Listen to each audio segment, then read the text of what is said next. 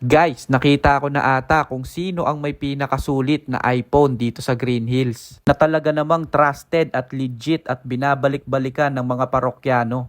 Dahil sa mura at quality ng mga iPhones na binibenta nila dito.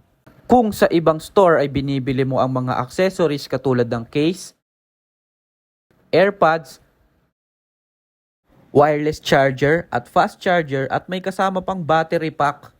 Pero dito sa store na to ay pinapamigay lang to at ikaw mismo ang mag-a-unbox.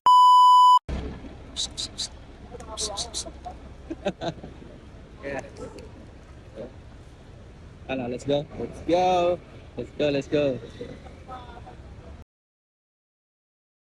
Nandito na tayo sa ating pupuntahan sa Green Hills. Sunday nga pala kami pumunta, February 25 at medyo gabi na kami pumunta para wala na masyadong tao. Kaya dumiretso na agad kami sa stall number U20. Eto nga pala guys ang Safe4 Gadget na located dito sa Green Hills. Sila nga pala guys ang may pinakamurang iPhone dito sa Green Hills at napakarami nilang binibigay na freebies. Dito ko nga din pala guys binili yung sa akin kaya proven and tested ko na sila na maayos ang mga unit at items na binibigay nila dito. Kaya tara alamin na natin ang mga presyo. Simulan natin guys dito sa iPhone XS. Less 1,000 pesos nga pala yan kung hindi mo isasama ang accessories. Dito naman tayo guys sa iPhone XR. Marami silang color choices na paiba-iba depende sa kung anong nabibili ng mga customer. Tsaka kung ano din yung madadatnan mo kapag pumunta ka na. Ito naman ang mga kulay na available sa iPhone 11.